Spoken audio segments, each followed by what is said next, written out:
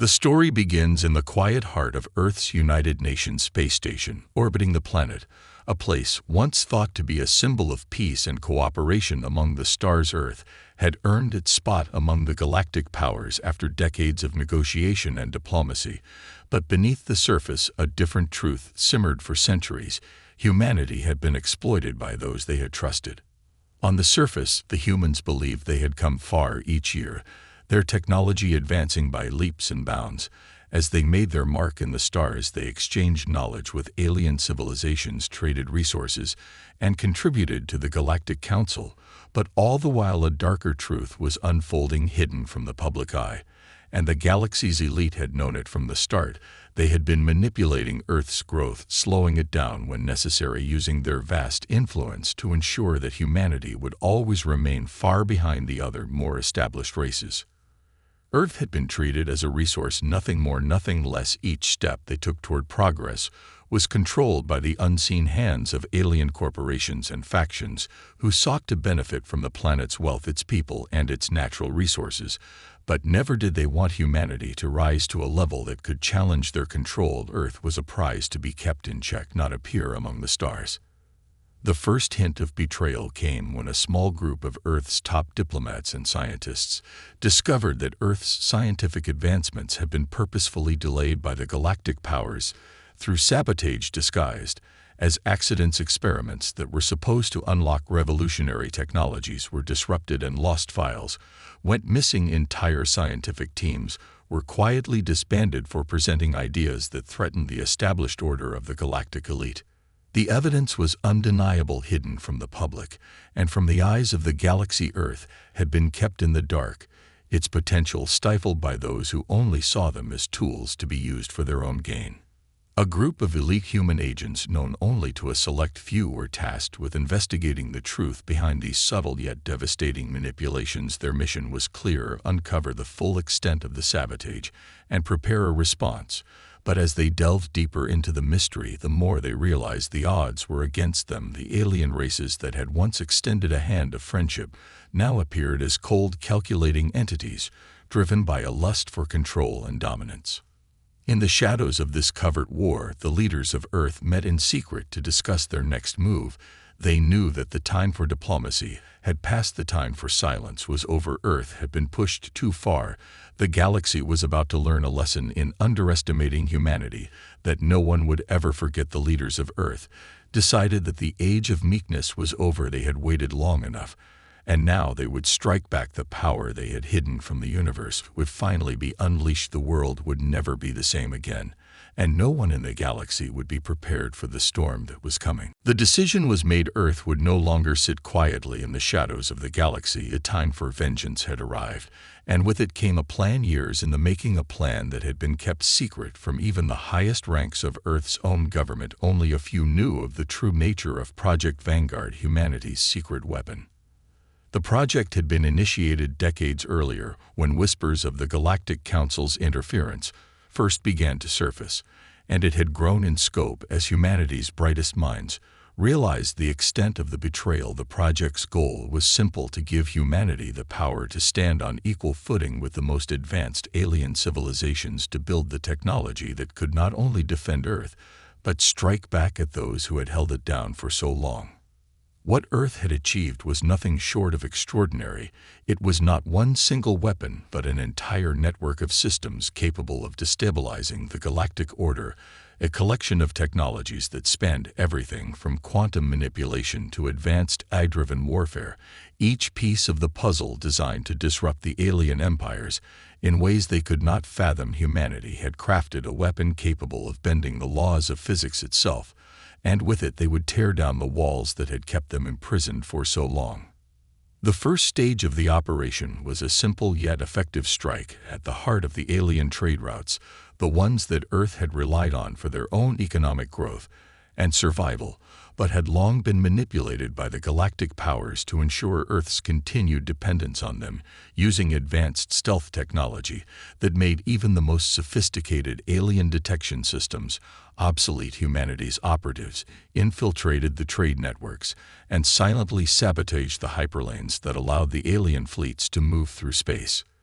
The first wave of attacks sent shockwaves through the Galactic community. Fleets scrambled to assess the damage, but found themselves unable to locate the source of the destruction.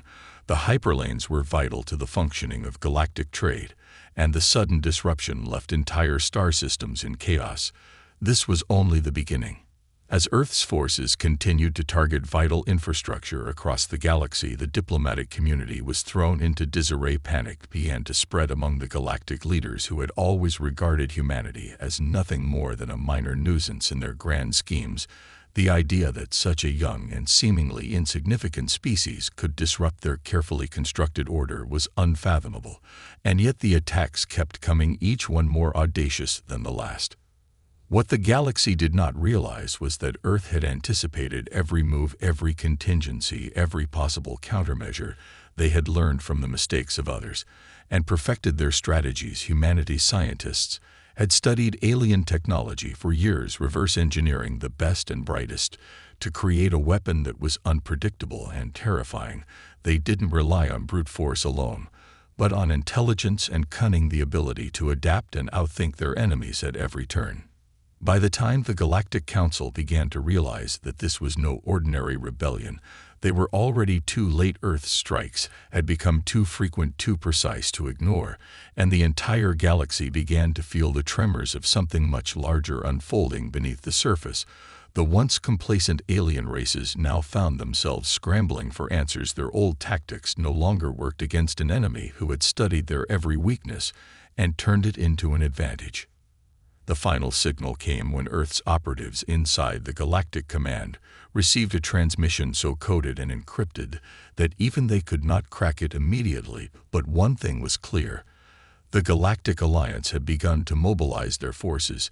It was time to face Earth's wrath, and the galaxy would never be the same again. As the Galactic Alliance began to mobilize, the once thriving superpowers of the galaxy now found themselves in a frenzy.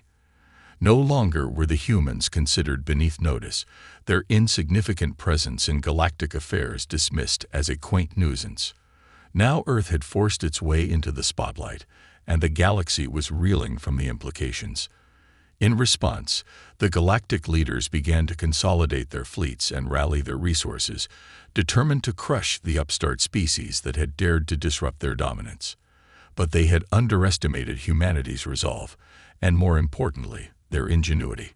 Earth's response to the mobilization was swift. While alien fleets prepared for all-out war, humanity launched a series of attacks across the galaxy, striking at the heart of the galactic power structures with surgical precision. These strikes weren't just military, they were psychological, designed to destabilize the very foundations of galactic rule. Earth's forces didn't target the largest and most heavily defended worlds first. They targeted the symbolic hubs of galactic power, important trade centers, cultural capitals, and military strongholds that were thought to be untouchable. In each case, the humans infiltrated these centers in ways no one thought possible, using a combination of stealth technology, hacking tools, and precision weapons that had been developed as part of Project Vanguard. The first major strike came against the massive trade hub of Kittle Prime, a world that stood as the lifeblood of the galactic economy. It was a world of towering cities and sprawling trade markets, protected by an armada of alien ships and defended by an intricate network of security systems. No one would have imagined it could fall in the blink of an eye. But Earth's operatives were already there, deep within the heart of the system. Using newly developed quantum cloaking technology, Earth's ships snuck past the most advanced detection systems. As Kittle Prime's defense network scrambled to respond, the humans unleashed their first devastating blow, a pulse weapon that temporarily disabled the entire planet's energy grid. For hours, the once bustling world was plunged into darkness, its trade routes cut off, its economy in freefall. The news of Kittle Prime's sudden downfall rippled throughout the galaxy, causing panic among the galactic elite. They had been led to believe that Earth was a backwater world, too primitive to pose any real threat. Now they were seeing firsthand how wrong they were. This wasn't just a series of isolated attacks. This was a well-coordinated, meticulously planned series of strikes designed to unravel the galactic order. At the same time, Earth's forces were not merely attacking. They were sending a message. Each broadcast sent from Earth's military channels carried with it a simple statement. Asterisk, asterisk, the galaxy has ignored us for too long. Now, we will make you listen. Asterisk, asterisk, the message was clear. Humanity was no longer a passive participant in the galactic community. They were here to stay, and they would fight for their place at the table. The alien powers responded by doubling down on their efforts, dispatching fleets to engage Earth's forces head-on. But each time they did, they found themselves outwitted and outmaneuvered. The human fleet, though small in number, was equipped with technology far beyond anything the galaxy had seen before. The tactical genius of Earth's commanders, honed through centuries of war and conflict, was a match for the best of the galactic military minds. Despite the fierce retaliation, Earth continued to push forward.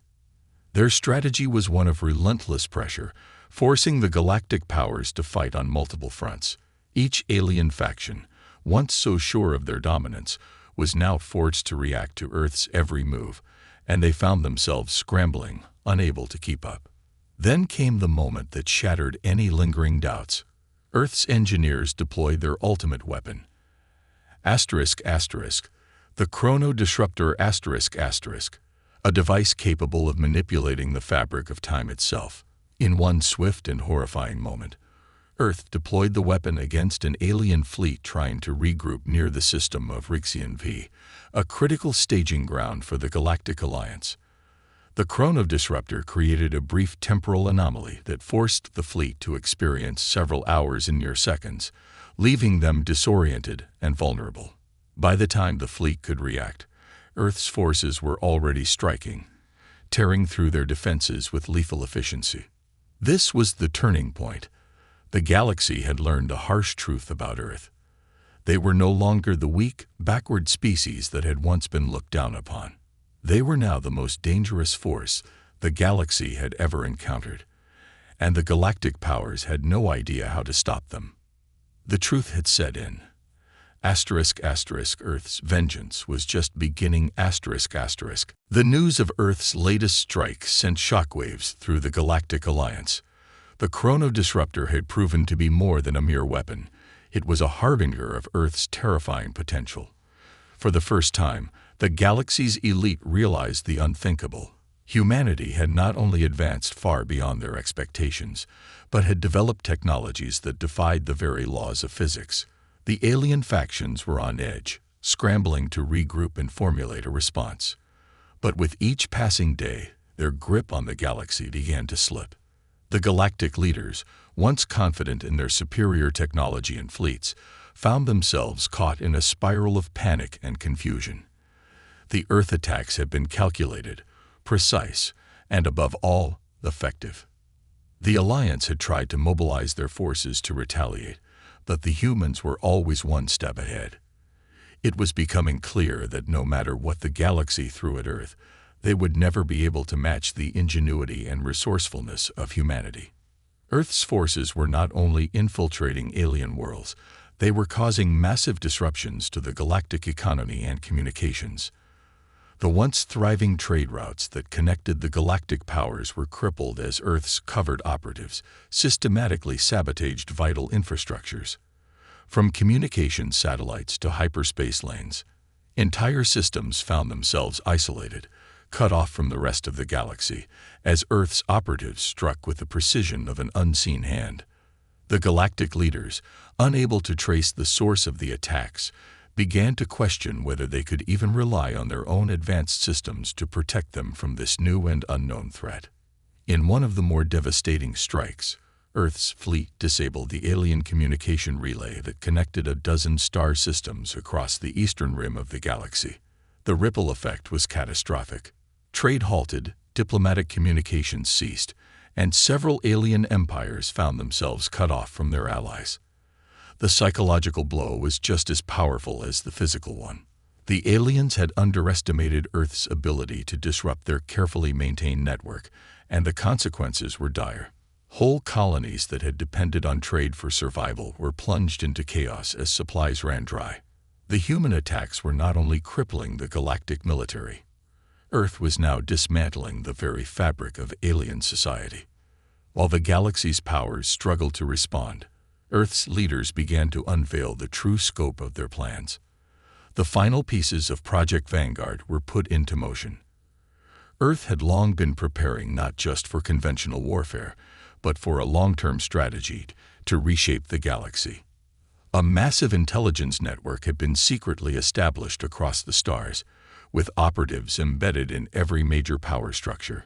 They were not simply striking military targets, they were manipulating the very fabric of galactic politics, feeding misinformation to alien factions, exploiting weaknesses, and encouraging divisions among once stable alliances. And it was working. As Earth's attacks continued, cracks began to appear in the unity of the Galactic Council.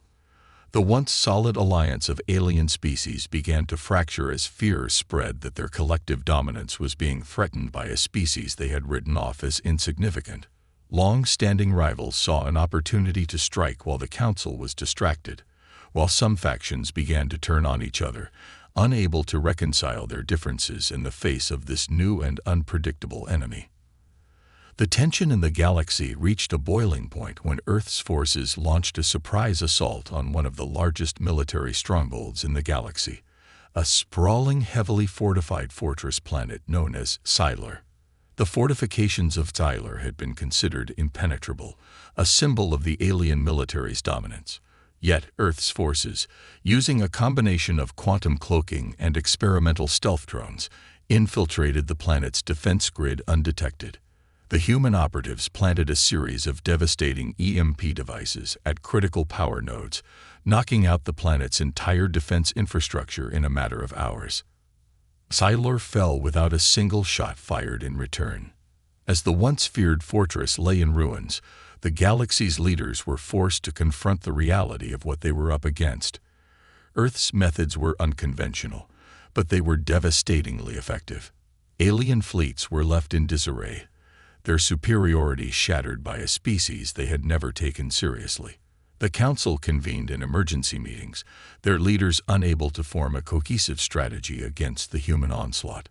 The galaxy had learned a harsh truth. Earth was no longer just a player in galactic affairs. They were the force that could reshape the universe itself, and the galactic powers were no longer in control. The silence of the galaxy was broken, and humanity's vengeance had only just begun. As the galaxy grappled with the chaos Earth had unleashed, the once unified front of the galactic powers began to splinter.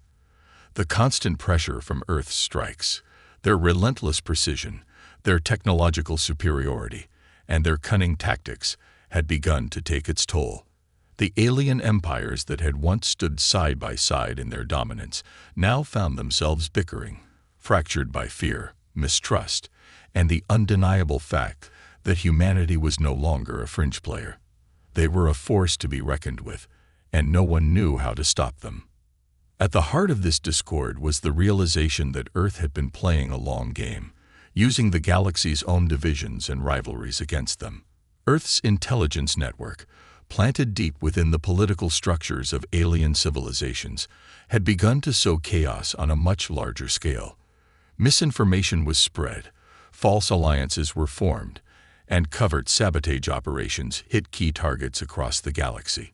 Earth had already begun to manipulate the very balance of power, and the galactic leaders, once confident in their dominance, now found themselves fighting battles on multiple fronts, not just against Earth's forces, but within their own borders. One of the most significant fractures occurred within the Rixian Alliance, a once unstoppable coalition of technologically advanced species who had long viewed Earth as a weak, primitive world. As Earth's attacks on their trade routes and military facilities escalated, whispers of betrayal began to spread within their ranks. Some factions, sensing an opportunity to break free from the influence of the Alliance's most powerful member, the insectoid race of the Rixians, began to make covert deals with Earth. A wave of defections followed, with several key Rixian fleets and their allies abandoning the Alliance to join Earth's cause, providing invaluable military intelligence and strategic support. Earth's forces were now bolstered by former enemies, and the balance of power in the galaxy had begun to shift irreparably. Meanwhile, back on Earth, the leadership convened in secret to discuss their next move. Earth's success had not come without a price. Though their technological advancements were far beyond the galaxy's expectations, the human forces were stretched thin. The alien counterattacks were becoming more aggressive, and while Earth's guerrilla tactics had caused immense disruption, the alien empires had finally begun to rally together.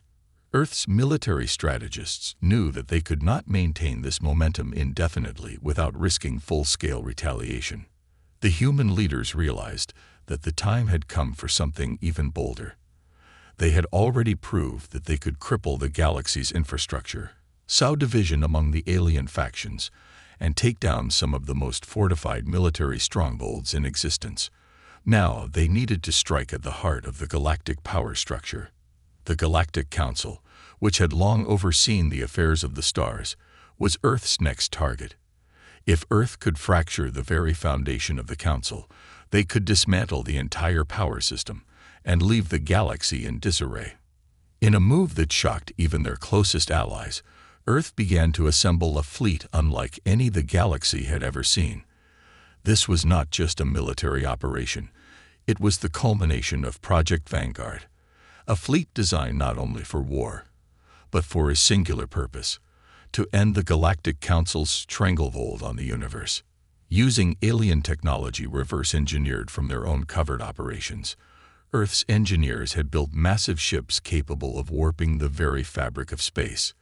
These ships were equipped with the most advanced quantum weapons, including the ability to destabilize entire star systems in an instant. As the fleet prepared to move toward the galactic capital, a heavily fortified planet known as Zenith, home to the Galactic Council, Earth's leaders issued a final ultimatum. They broadcasted a message to the galaxy, its words simple but chilling: *, we are taking what is ours. Bow to Earth or face extinction.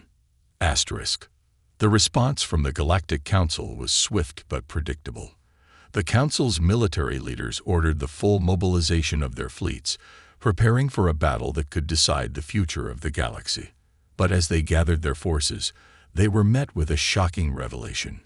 Earth's fleet was already en route, and it wasn't just an ordinary military invasion. It was a symbol of Earth's total defiance, an irreversible decision to take the power they had been denied for so long. As Earth's forces made their final approach to Zenith, the galaxy held its breath, knowing that whatever happened next would change everything. The silence that had fallen over the galaxy in the wake of Earth's vengeance would soon be broken by a roar that no one would ever forget. The battle for Zenith was set to unfold on a scale unlike anything the galaxy had ever seen. As Earth's fleet, an armada of towering warships and state-of-the-art vessels, approached the heart of galactic power, the stars seemed to hold their breath. Zenith was the capital of the Galactic Council, home to the highest echelons of power, and heavily fortified with planetary shields, advanced defense grids, and fleets of alien warships. For centuries, no one had dared challenge its supremacy. But humanity, with its newfound strength and the element of surprise, was poised to bring it all crashing down. Zenith's defenses were formidable. The planet's atmosphere shimmered with the energy of its protective shields, and the vast ring of defense satellites encircling the planet was designed to repel any attack, no matter how advanced. To any other species, attacking such a symbol of galactic authority would be a suicide mission. But Earth's leaders were no ordinary leaders. They had studied Zenith's defenses meticulously and developed a countermeasure so sophisticated it took the galaxy by surprise. The first phase of the attack was a direct assault on Zenith's outer defense grid. Earth's fleet had adopted a strategy that had been honed over months of smaller raids and surgical strikes. Precision, not power. Earth's warships didn't charge in with brute force. They used their advanced cloaking technology to infiltrate the defensive perimeter, rendering the planet's sensors useless. By the time Zenith's defenders realized the threat, Earth's ships had already breached the outer defenses. At the same time, Earth's covert operatives, embedded within Zenith's infrastructure for years, launched a coordinated sabotage campaign. The galaxy's leaders had long relied on the stability of Zenith's communication networks to maintain control over the entire galactic system. But now, Earth's hackers and spies infiltrated the planet's central comm hubs, sending out a series of false directives and disinformation. The chaos was instantaneous. Planetary shields malfunctioned, defense systems began to misfire, and fleets of alien warships were caught in confusion as their command systems were overridden. The shockwaves from Earth's attack rippled through the galaxy. For the first time, the Galactic Council's mighty military apparatus was faltering. The once unassailable Zenith was now under siege by a force it had thought beneath them. In response, the Council's leadership scrambled to mobilize every available fleet to protect the planet, but their attempts were scattered and ineffective. They were fighting a battle on two fronts, one in the skies above Zenith, and the other within their own communication networks, where Earth's agents had already begun to turn key factions against each other. But Earth's forces were not done yet. As the first wave of the assault continued, Earth's fleet deployed its ultimate weapon, the *** quantum disruptor ***, a weapon so powerful that it could render entire fleets useless in an instant. Using the weapon's ability to manipulate quantum fields, Earth's ships disabled the defense shields of the Council's flagship, a colossal dreadnought known as the *Elysium*, which had long been considered the jewel of galactic military might. As the *Elysium*, shields flickered and failed, Earth's warships swooped in, their weapons tearing through the hull with precise strikes, crippling the once proud vessel. It was a symbol of what was happening to the galaxy itself. The old order was crumbling. The power that the Galactic Council had held for millennia was no longer enough to withstand the might of humanity. For the first time, Earth had not only challenged the Council, it had shattered the illusion of invincibility that had surrounded the entire galactic elite. Back on Zenith, the Council leaders, now trapped in their own failing defenses, realized they were at the mercy of a species they had long underestimated. Desperation spread through their ranks, and emergency meetings were convened in an attempt to negotiate. But Earth's message was clear. There would be no negotiation. The galaxy had pushed humanity to this point, and now Earth would claim its rightful place among the stars. As the final stages of the battle approached, with Zenith's surface already scared by Earth's precision strikes, the galaxy's leaders faced an uncomfortable truth. Earth had shown them that their reign was fragile, and their time of dominance was over. And in the eerie silence that followed the battle's conclusion, one thing became certain: the galaxy would never be the same again. Earth's vengeance had not only stunned the galaxy, it had set the stage for a new era, one where humanity would no longer be ignored, and where no power in the galaxy could ever again take them for granted. The dust was still settling over Zenith when the galaxy's leaders finally acknowledged the gravity of the situation. The battle for the capital was over, and Earth had emerged victorious, not just in the skirmishes but in the war for the galaxy's future. Zenith, the symbol of the Galactic Council's power, was now a shattered remnant of its former glory, its once pristine cities reduced to rubble, and its grand spires twisted and broken by the precision of Earth's weapons. The planetary shields, which had been the pinnacle of alien defense technology, were no more than smoldering ruins. But Earth's victory was not a simple military triumph. It was the beginning of an unprecedented shift in the balance of power throughout the galaxy. The Galactic Council, once an untouchable institution that governed the stars, was now a fractured shell of its former self. The leaders of the galaxy, who had once dismissed humanity as insignificant, were now scrambling to understand what had happened. How could they have been so blind? How could they have allowed Earth, a species they once considered primitive, to rise up and dismantle their entire empire? The shock was palpable, and for the first time, the galaxy's leaders were uncertain of their fate. The immediate response was chaos. Emergency summits were held, with every faction trying to assess how they could react to Earth's sudden surge of power. But the truth had already been made clear. The galaxy had underestimated humanity, and now it was too late to turn back. In the wake of the destruction, Earth's leadership stood firm. They had come to Zenith not only to destroy a symbol of galactic authority, but to send a message. ***, humanity would no longer be a bystander in galactic affairs. The Council was no more, its infrastructure in ruins, and with no central authority to keep the peace, the galaxy was teetering on the edge of anarchy.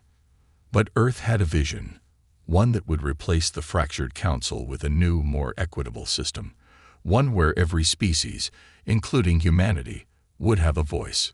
Humanity's representatives, now emboldened and united, sent out a galaxy-wide transmission, broadcast to every corner of the universe. The message was clear.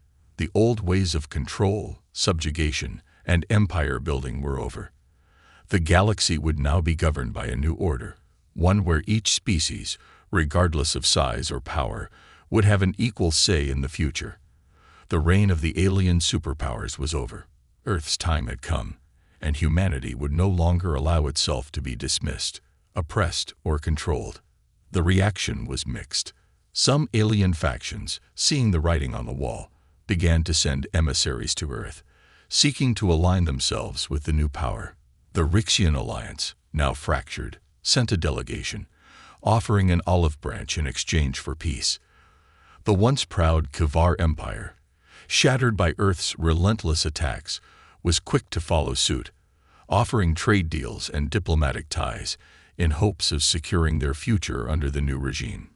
Even the mighty Klydar, one of the oldest and most powerful races in the galaxy, sent a representative to Earth's newly established capital, requesting a seat at the table of the new Galactic Council. But not all factions were so eager to capitulate.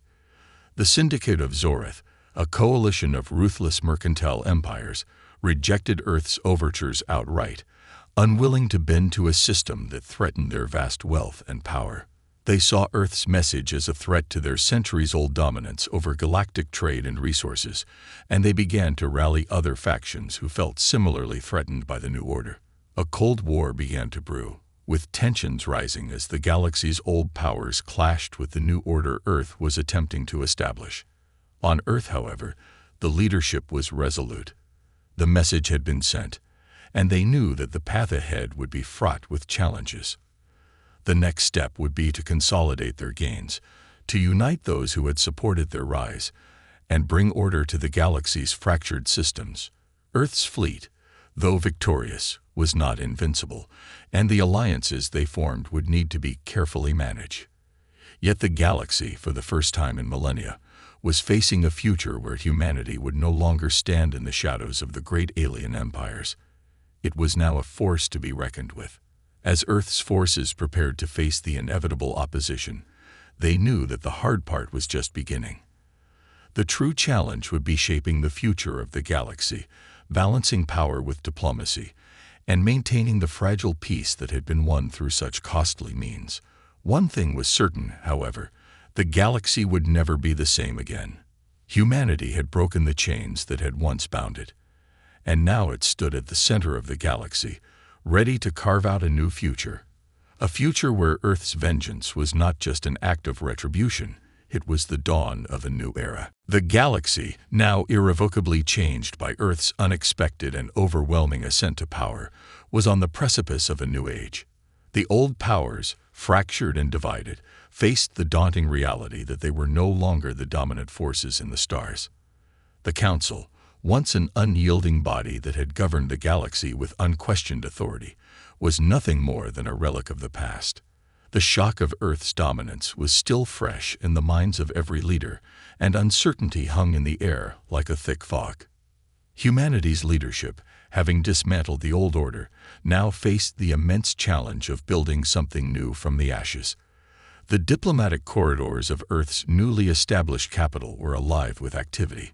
Emissaries from all over the galaxy, some eager to align themselves with Earth's new vision, others with trepidation, filled the halls.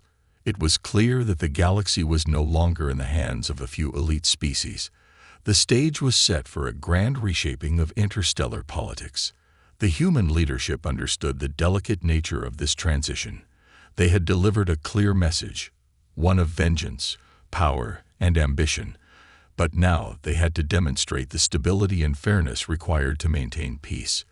Humanity's rise was not a mere rebellion. It was a revolution that would redefine the structure of galactic governance. Earth's representatives, led by a council of the most brilliant minds the planet had to offer, set out to craft a new system, one based on true equality and mutual respect among all species, regardless of their size or military might. At the heart of this new vision was the Galactic Assembly, a democratic body where every species would have a voice. It was a bold proposal, one that challenged centuries of hierarchical rule. Earth's leadership reached out to former allies and enemies alike, seeking to establish new alliances built on cooperation rather than conquest. Some factions, like the former Rixian Alliance, eagerly embraced this vision, seeing it as an opportunity to finally participate on equal footing with the galaxy's major powers. Others, like the Syndicate of Zorith, remained defiant, still clinging to their old ways of profit and power, unwilling to relinquish control. Yet, despite these challenges, there was a palpable shift in the galaxy's tone. Even the most recalcitrant factions began to see the wisdom in Earth's call for a new, more inclusive order. They had no choice but to adapt. The days of empires built on conquest and fear were over. Earth had shown them that the galaxy's future could no longer be dictated by a few powerful species. The tide of history had turned. While the diplomats worked tirelessly to forge agreements and secure alliances, Earth's military forces continued their vigilance, ensuring that the transition to this new order remained peaceful. But there was an understanding that this peace was fragile, that the galaxy's factions would need time to adjust to this new way of thinking. Earth's victories had been swift, but the true test was whether they could foster lasting unity in a galaxy that had long been divided. As the months passed, Earth's influence continued to grow. New trade routes were established, fostering cooperation between once hostile species. Earth's technology, now shared freely with those who were willing to embrace this new order, began to bring prosperity to regions of the galaxy that had once been forgotten or oppressed. Earth's leadership remained firm, but they did not seek dominance for its own sake. They wanted to create a galaxy where no species would ever again have to live under the shadow of the powerful. The Syndicate of Zorith, though still in opposition, found themselves isolated. Their refusal to cooperate with the Galactic Assembly only alienated them from a growing number of factions willing to embrace Earth's vision. And in the farthest reaches of the galaxy, whispers of rebellion against the old powers grew louder, as Earth's influence spread like a ripple through the stars. In the end, humanity's vengeance had been more than just an act of retribution. It had been a catalyst for transformation. The vengeance that had stunned the galaxy's leaders had not been born of rage, but of a desire to create something better, a future where no species would ever be relegated to the status of the powerless. And as Earth's new Galactic Assembly began its first official session, one thing was certain. The galaxy would never again be ruled by the few. It would be a galaxy of the many, with humanity at the helm, guiding it toward a future of unity, peace, and endless possibilities.